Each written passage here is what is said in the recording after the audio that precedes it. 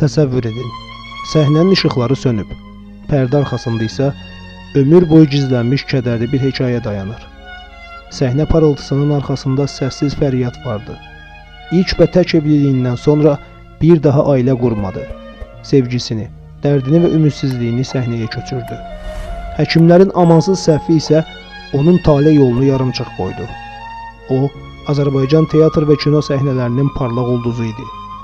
Münəvvər Kələntərli. Münəvvər xanım qızı ilə eyni yaşda bu dünyaya əlvida dedi. Bu video sadəcə bir sənətkarın deyil, həm də ürəyi qırıq bir ananın, sevginin və fədakarlığın unudulmaz hekayəsidir. Siz nə yaxşı adamsınız, Münəvvər xanım! Münəvvər Kələntərli 1912-ci ildə Lənkəranda çoxuşaqlı ailədə anadan olub. Kiçik qardaşı Cabbar 2-ci Dünya müharibəsindən geri qayıtmayıb. Aktrisa uzun illər qardaşının sağ olması ehtimalı ilə yaşayıb. 17 yaşında Bakıya gəlib. Böyük qardaşı Haşim Kələntərli Bakıya gələndən sonra bacısı Münəvvəri də öz yanına gətirib. Haşim Kələntərli həm el mahnılarının, həm də muğamların mahir ifaçısı olub. O, bacısı Münəvvərlə 30-cu illərdə Azərbaycan radiosunun efirində səslənən bir çox konsert proqramında iştirak edir. Dayıları Yavər Kələntərli onların istedadlarının fərqində olub və xüsusən Münəvvəri oxuması üçün icazə verib. Bu səbəbdən də Münəvvərin səhnəyə çıxması ilə bağlı ailədə heç vaxt söz-söhbət olmayıb. 1933-cü ildən səhnə fəaliyyətinə başlayıb. O, əvvəlcə opera teatrında, sonra isə musiqili komediya teatrında fəaliyyətə başlayıb.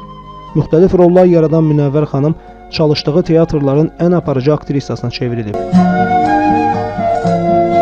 Münəvvər Kələntərli 1953-cü ildə Vətən Kino Teatrına direktor müavini təyin olunub. Bundan sonra teatrdan çıxıb, ancaq filmlərə çəkilib.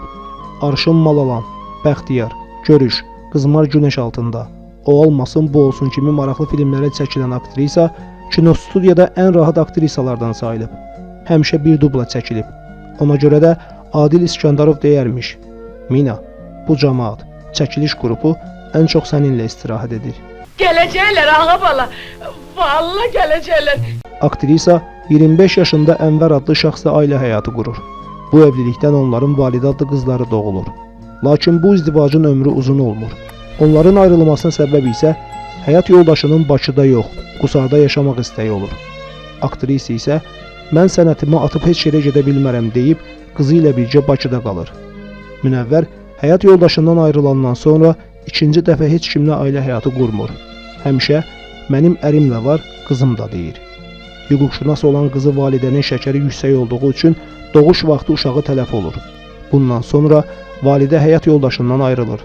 O da anası kimi bir daha ailə həyatı qurmur və anası ilə eyni yaşda, ömrünün 51-ci ilində şəkər xəstəliyindən dünyasını dəyişir. Anasının yanında dəfn olunur. Münəvvər Kələntərliyə yaxın dostları Mina deyə müraciət ediblər. Şövkət Ələkbərova, Nəcibə Məlikova, Gülxar Həsənova, Rübabə Muradova ilə sıx rəfiqəlik edib. Aktrisa sonralar Nəsibə Zeynalova ilə dostluq edib. Nəsibə xanım hər zaman Münəvvər Kələntərlini öz müəlliməsi adlandırıb. O olmasın, bu olsun filmindəki məşhur epizodda gəlinin yengəsini ifa edən aktrisa qapı açılan zaman həqiqətən də yerə yıxılır və barmağı sınır. Buna baxmayaraq işinə davam edir. Həmin səhnə çəkilən zaman aktrisa əslində ağrıdan ağlayırmış. Bacısı qızı Nanə Kələntərli müsahibələrinin birində deyir: Minanın kör bağırsağı ağrıyırdı. Çəkiliş olmalıydı. Həmin vaxt ağrısının tutacağından çəkinib əməliyyata girdi.